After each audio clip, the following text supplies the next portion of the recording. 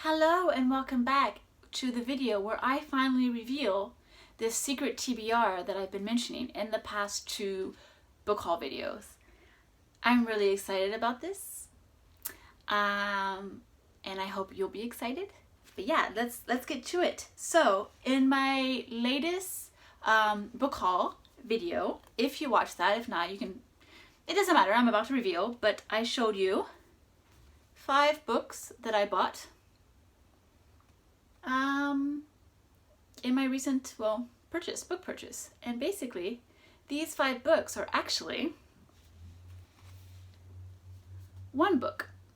And that book is the very famous Chinese classic, The Story of the Stone. So there are 5 volumes in this for a total of 2,480 pages with 120 chapters. And I plan on reading every single page. Yeah, I'm super excited about this. So it's one of the, sometimes it's said that China has 3 great classics. Sometimes it's said it has 4 great classics, and sometimes it says it has 6 great classics. So depending on which list you're following, it's one of the great classics, but it's in the top 3. So last year I read The Water Margin, which is also in the top 3. And so this year I wanted to keep going and read more Chinese classics. So this is The Story of the Stone by Xuequin, which actually is not how you pronounce it. If you were to use the actual pronunciation, I think it'd be Xuequin. Minus the tones, because I don't know how to do tones in Chinese. But yeah, in this video I will just be going by Xuequin because I don't speak Chinese. But yeah, so this is The Story of the Stone. It's also often called The Dream of the Red Chamber. So you will hear it in both titles. And it's translated by David Hawk. So yeah, I'll be reading this for the next future, for the upcoming future. And to make it more interesting, I thought, because I don't know how interesting it's going to be just watching me talking about just one book for a very long time, but I like to see how long it'll take for me to actually read this. And so I decided that I'm going to read this in conjunction with seeing how my tulips come out of the ground. That's right, I planted some tulips and some hyacinths back in November, and it is now February, and so spring is coming up and they're coming out of the ground. And I wonder if I can read this whole book before they're fully bloomed. Like it's kind of like a mini challenge that I want to see. Plus, I want to show off my plants, and I thought this would be a good way to do that. So yeah, this is the start of my Story of the Stone adventure. So I hope you enjoy this reading vlog. So it's currently Thursday, February 11th, and it's a holiday here in Japan. If there's one thing I love about Japan is these random like holidays in the middle of the week. I don't even know what this one is about, but there's like Mountain Day and Ocean Day and Old People Day and Coming of Age Day, and if they fall in the middle of the week, like the government gives you a holiday in the freaking middle of the week, and it's fantastic. Like I went to work Monday, Tuesday, Wednesday. Wednesday was basically a Friday night. Thursday right now I'm just chilling. Friday, tomorrow I go to work, and then it'll be the weekend again, and it's absolutely fantastic. So yeah, and it's really beautiful weather outside. But in any case, today I'm going to be starting volume 1 of The Story of the Stone by Xuequin, and I'm excited. This will be the start, and like I said, we're going to see how fast I can read all these books before my tulips come out of the ground. Like, it'll be very exciting. So I actually want to show you that. So I planted 3 types of tulips. So I have these like not rose, but like peach yellow ones that are beautiful. And then I got a purple one like this. And then I got these really dark crimson ones that are gonna be absolutely beautiful. I really hope these come out. So those are my tulips. And then I got these tiny little tulips that are like kind of open up in bunches, and so that's gonna be really fun. And then I have my hyacinths, which I got a pinkish red version, and then I got these like purple blue versions. So I want to show you what stage we're at, because I don't know. I think they're looking pretty good. I don't know. This is the first time I grow tulips, so maybe it'll be like another month, maybe 2 months, month and a half. I don't know.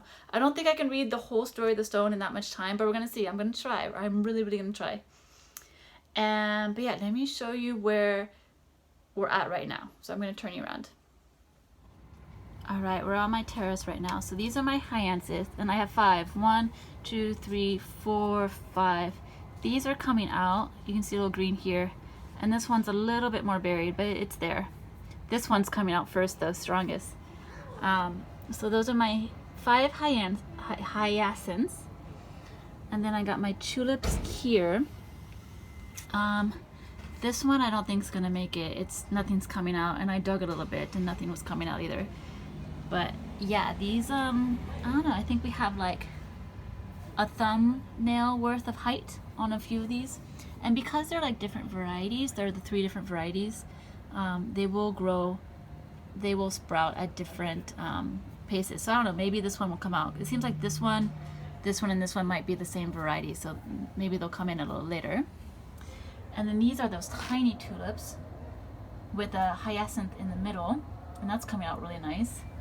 And then the last one is a hyacinth, and it's there, but you can't really see it yet.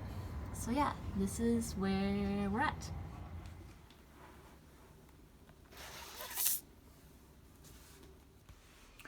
All right, so I lied about starting on Thursday. So I said I was starting Thursday, and then I read like the first few pages of the introduction, and then the weekend happened and I did nothing. So I didn't actually start reading until Tuesday. But since Tuesday, and it's now Thursday night, I've been reading like 50 pages a night. So I'm on page like 200 right now. And as expected, I'm so engrossed. It's just like, it's just fantastic. It's fun. There's so many characters and they're all intertwined, and like, oh, it's fantastic. I mean, the book is absolutely fantastic. So yeah, I read the introduction, and the introduction explained a little about the author and how he created the work, and then how the work was kind of put out there, basically. So it's kind of like what happened in Water Margin. So in case you haven't heard me talk about Water Margin yet, Water Margin is the other huge Chinese classic. And the Water Margin, there's officially about 70 chapters, but there are 120 chapter versions. And there's a controversy basically stating whether the author, Nia-an, of the Water Margin actually wrote those remaining chapters that exist. So when I read it, I read only the 70 chapter version. I did not read the 120 chapter version. And so similarly with the Sword in the Stone, there's another author written on the last 2 volumes, I believe, of the series. It's in the other room, so I'm not going to go grab it right now. But so it talks about how Xuequin wrote this book, and then it kind of went out to get published. So it wasn't published until after his death. And then there's a man named Gao Yi who kind of possibly completed it. And so there's a lot of thought about whether he actually completed it or not. And the introduction basically says that no, it's actually most likely that Xuequin actually did write the entire thing, or at least that the ending was written by someone who knew the author personally, was an actually family member, and knew the ending of the story so well that they were able to write themselves. And Gao Yi kind of just made this a much more established piece of work after Xuequin's death. So anyway, so I read the introduction. Well, I read the first few pages in the introduction because I didn't want to read anything more.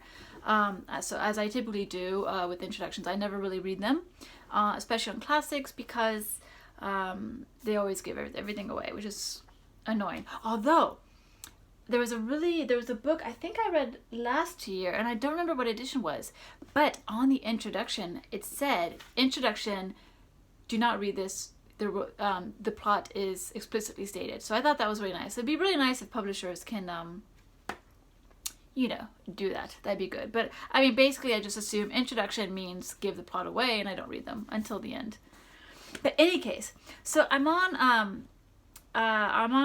about to start chapter 9 tonight, and it's just so fantastic. I mean, it's a lot of characters.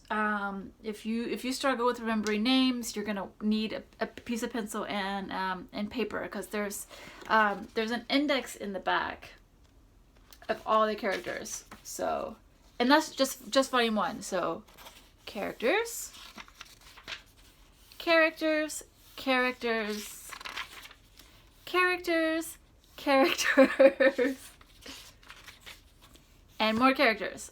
And that's just volume 1. Obviously, a lot of the characters are going to reappear in the following volumes, but that's a lot of characters. But there is like 2 family trees that kind of help if you need in the Penguin Classics edition. But yeah, there's so many characters, and so it's just so fantastic. I mean, I'm rambling, and I want to say this and that, and I'm not really going in order because there's just I should have been updating every day. I apologize. But yeah, so like the first chapter starts and kind of presents the story of the stone and how the story of the stone came to be, sort of like, you know, a meta, oh, this is the author and this is how he created the story. And so it presents this legend of a stone, and just like the water margin. And so the water margin, just like the water margin, it starts with a very kind of supernatural fairy tale legend kind of start. And basically there's this goddess who was building the mountains, and she ended up not using this one stone. She kind of left it over. And that stone was picked up by some monks and was given life. And basically the character Bao Yu, who is the son of these characters in this one family called the Zhao family, he is the reincarnation of that stone. He was born with a jade stone in his mouth, and so basically he's a reincarnation. And he is destined to be with this one woman. But basically the story is going to tell about how he ends up having a love affair with many women, and et cetera, et cetera, et cetera. I mean, the story of the stone is basically about him and all these women. And it's just fantastic. So, I mean, chapter 1 starts with this legend, and then immediately you start being introduced to characters. And I just love it because just with the margin, you introduce to one character, and then he or she meets another character, and then that character is another character is introduced that's related to him, and then there's related to this, and then it's just all the relationships just kind of build and build and build until you get a really good idea of this really great Jia family, noble household, and whatnot. And so you build off of this, and you're introduced to all the characters. And then in chapter 5, so cleverly, Bao Yu has a dream where he is basically presented with all of the 12 women, but he doesn't realize it yet. But all the 12 women he's going to encounter further along in the book. And basically this enchantress, basically, her name is Disenchantment,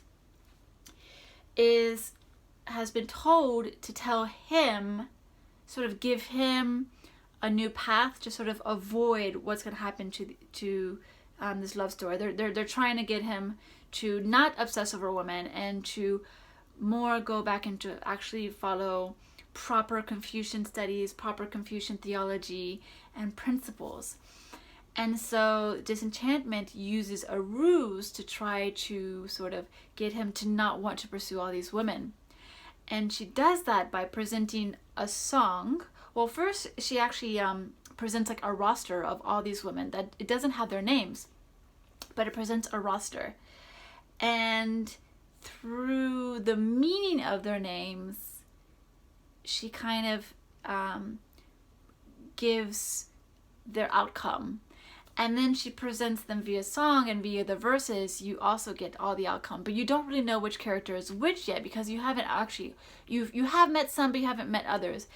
And it's just really fantastic. And it's just chapter 5, boom, you have foreshadowing for the entire book. And it's just like, it just makes you want to read more. Plus, at the end of every chapter, every chapter ends with a sort of, oh, and if you want to know the following of the story, you will have to read on, dear reader. So like chapter 1 finishes, if you wish to know what further calamity this portended, you will have to read the following chapter. And chapter 2 is all, but if you wish to know who it was, you will have to read the next chapter. So you're reading this and you're like, well, yeah, I do want to know that. I do want to know this. Tell me more. And you flip to the next chapter, and it's just so easy to read. It's just so easy to read and so captivating. And it's just, you know what?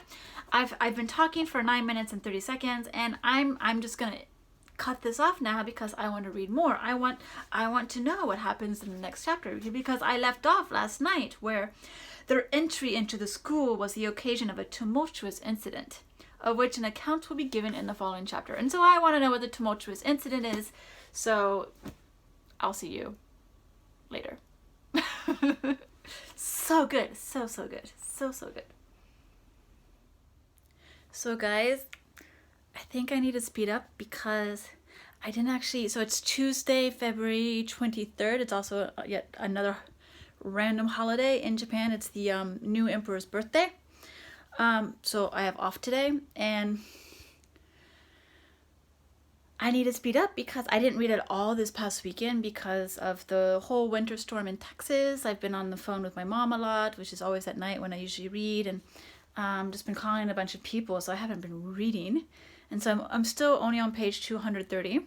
I did find out about the tumultuous event at the school, and yes, it was very tumultuous. But yeah, I'm only on 232 pages, and my flowers are coming up a lot quicker. So let me show you, because I need to speed up. So this is what my hyacinths look like.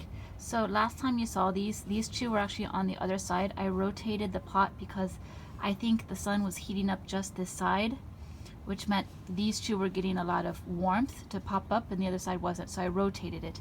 And yeah, I think I was right because these are now coming out. But you can see like this one's going to be the pink version. This is going to be the purple version. That one's purple. And I think these two are going to be the pink ones.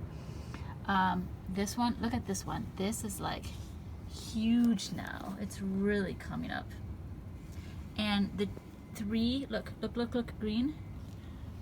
Green and green. Like the ones that weren't coming up are coming up. Those are just blasting out. And over here, I actually don't know what this is. Like, I thought it was the remaining hyacinth, but it could be an extra tulip, and this might be some of the small tulips again. I have no idea, so that's a huge surprise. Yeah, I think this is gonna be a hyacinth. But yeah, it's I need to speed up my reading. So we're gonna do weird lighting and weird camera angle, because I am going to chit chat while I do my hair because I'm really busy this weekend. So it's the last weekend of February. Monday will officially be March. And I still haven't finished volume 1 of Story of the Stone because I've been busy actually. Like at night, I've been talking to my mom a lot because with the storms in Texas, you know, pretty problematic. And since that's to be able to call Texas, I have to call at night, which is usually the time I read, because I've really been making an effort to shut down at 10 p.m., go to bed at 10 p.m. and just read. And in the past, that's worked really well for me. And it still works well for me now. It's just, you know, I have to make those, you know, phone calls to the States, which kind of cuts into my reading time. But, I mean, I'm absolutely loving Story of the Stone. There's just, like, can't say anything other than the fact that I absolutely love Story of the Stone. It's it's just fantastic. So I'm on chapter 17, which I'm only like 3 reading sessions away from finishing volume 1 because I've been reading kind of in like 50-page chunks, and so I only have like 150 pages left.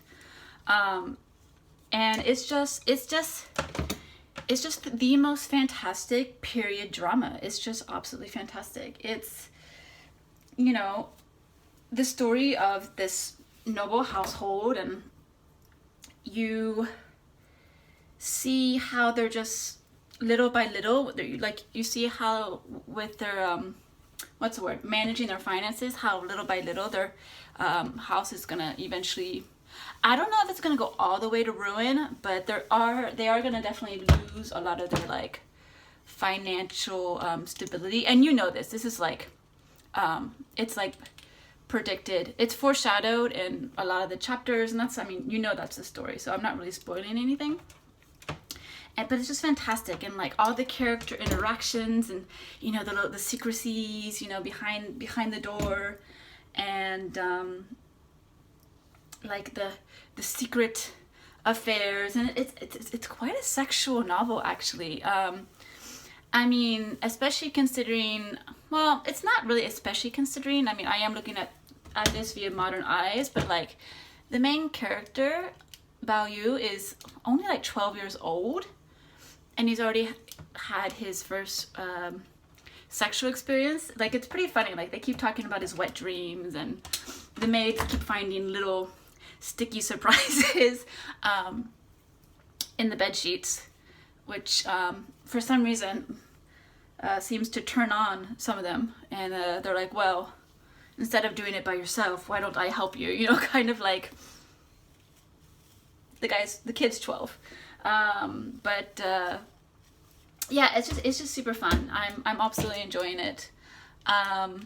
It's gonna be so easy to read this entire book. Like, yeah, it's 2,000 plus something pages, but it's not gonna be like Proust, where it, like, I've tried reading, well, I shouldn't say I haven't, I've tried reading Proust. I was considering reading Proust, Recherche au temps perdu, so In Search of a Long Time.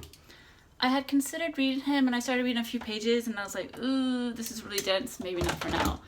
But Story of the Stone, it's not. It's like, it's almost like watching like a TV drama, but just in book form, because it's just so dramatic and fun, and there's just, like I said, there's like secret affairs and people plotting against others, and it's just so cool to see how, like, you know, the women, and the thing I really like about this book is that it's a very women-focused book, unlike, you know, Water Margin, which I read last year, which is very male-focused. Like, all the characters, all the bandits featured in the story are pretty much they're male, so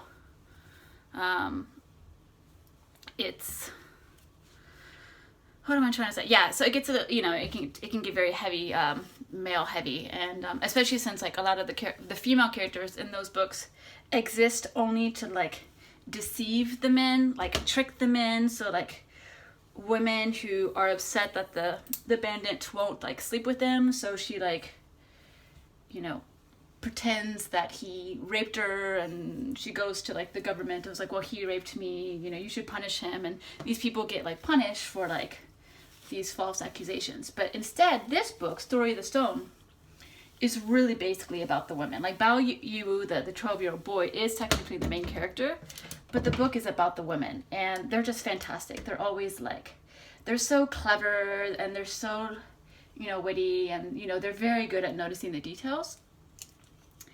And when they notice the details, they're very good at like manipulating their surroundings. So yeah, fantastic. Chapter 17. I'm not gonna finish the book before the end of the month, because right now it's Saturday and I have to go to Ginza and buy some cheeses, and then I have to make a dessert, because tonight we're doing a very belated Valentine's party, where we're doing like a potluck dessert party. So everyone's bringing a dessert they made, And that's basically our main course. So I'm buying like cheeses and pate and stuff like that so that we have a little bit of like substance to our meal tonight. But I mean, it is a dessert party. So I'm really looking forward to it. But like tonight I'm gonna have friends over. So I won't be able to read. Because usually one friend stays over so that he can drink alcohol safely without having to like worry about going home. And then tomorrow I have my orchestra rehearsal, and then after that, you know, I'm not going to be able to read 150 pages in a day. That's not my goal. My goal is not to like rush through the book. I'm enjoying it. I love the pace I'm at. Every time I pick up the book, I'm in such joy. And yeah, so not going to finish the book this month. But who cares? It's the journey. So.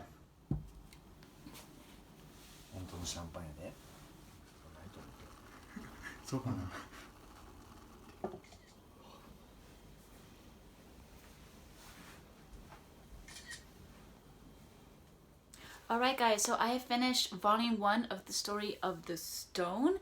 It is March 6th or 7th, I believe. It's the first weekend Sunday of March. So I finished volume 1 last night. I mean, I read the last 160 pages in 2 nights. It was just, I mean, this book is unputdownable, and that seems weird to say probably since it took me a month to read this, but the thing is that like I have a tendency to like read in really big spurts and then not read for like a week. I mean, that's kind of my reading style. But when I actually sit down and read, I couldn't put this book down. I just wanted to keep reading. I mean, as I mentioned before, with the chapter endings being all, oh, if you want to know more about who came into the room, you'll have to go to the next chapter. So like that really encourages you to read as well. So it's really, really fun. So yeah, I finished the first volume. Super exciting. And I just can't wait to read the rest. I did want to mention one quote in the book that I think really, really aptly describes what this book is about, because originally when you read the blurb it says, oh, it's about Bao Yu as he what does it say? It's about Bao Yu, a gentle young boy who prefers girls to Confucian studies, and his 2 cousins. It's not really about him. It's about this household. And so this quote, which comes in chapter 20, it doesn't reveal anything, but it says, as the result of Bao Yu's upbringing, who had from early youth grown up among girls, as a result of this upbringing, he had come to the conclusion that the pure essence of humanity was all concentrated in the female of the species, and that males were its mere dregs and offscourings. So this book really is about the women of this household, of the Jia household, and everyone who's associated with it. Yeah, Bao Yu is in the middle of the story, but really the book kind of just it places him in the middle of the story so that you can see everything that's going on around him with the women of the household. And it's just absolutely, it's beautiful, it's fantastic. I mean, I love these kind of books. I just absolutely love them. So yeah, volume 1, let me show you where we're at with the tulips, because I'm sure that's the content you guys are all here for. So let's go check that out. Alright, lots of growth. This, I'm not too sure what it is actually. It seems to, I thought it was a hyacinth an extra hyacinth that I planted, but nothing's coming out. But maybe the bulb was too much in contact with something else and it's not going to grow the flower. I have no idea. It's going to be a huge surprise. My hyacinths are doing fantastic. These are going to come inside soon so that I can smell the fragrance in my apartment. And then these tulips are just, yeah, sprouting, and then these, the bunch ones, are also coming out quite nice. I don't see any stems for flowers, so I'm really curious to see when that comes up. So that's it. That's the end of the vlog. Volume 1, Story of the Stone, completed. First of the 5 volumes. That's it. Status of my tulips you've seen. So I'm gonna log off and I will see you in the next vlog where I continue this fabulous journey. So see you soon.